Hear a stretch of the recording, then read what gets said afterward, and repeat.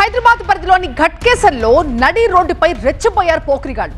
మహిళలున్న కారుని లక్ష్యంగా చేసుకుని బైక్లతో వెంబడించారు. కత్తులు ఇతర ఆయుధాలతో వాళ్ళని భయభ్రాంతులు గుర్తించారు.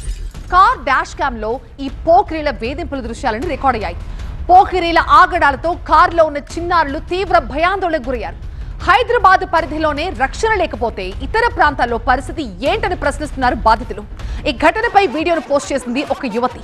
ఈ పోకిరీలపై చర్యలు తీసుకోవాలంటూ డిమాండ్ చేశారు. నిన్న మా అన్నయ్య వాళ్ళ ఫ్యామిలీ అందరు కలిసి నైట్ ఫంక్షన్ కి వెళ్ళారు.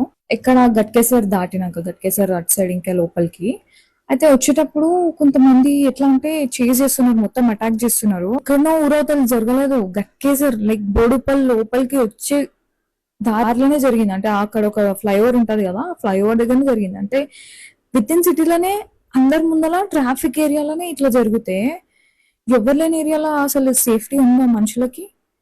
కొంచెం చూసుకోండి. ఒకవేళ వీళ్ళు కార్లో వస్తున్నారు కాబట్టి ఎట్లుంది, ఒకవేళ బైక్ లో వెళ్ళి ఉంటే వాళ్ళ దగ్గర లిటరలీ నైఫ్స్, వెపన్స్ ఇవన్నీ ఉన్నాయంట.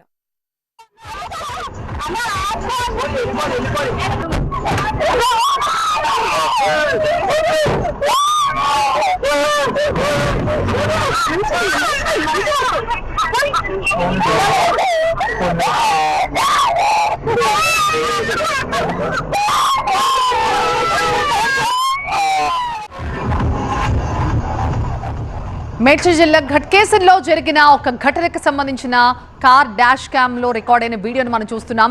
ఒక ఫ్యామిలీ ఒక ఫంక్షన్ కి వెళ్ళొస్తుండగా కొంతమంది పోకిరీలు ఆ కార్ ని వెంబడించి వేధించారు. కార్ మీద వాళ్ళు కొన్ని వెపన్స్ తో దాడి కూడా చేసే ప్రయత్నం చేశారని చెప్తున్నారు.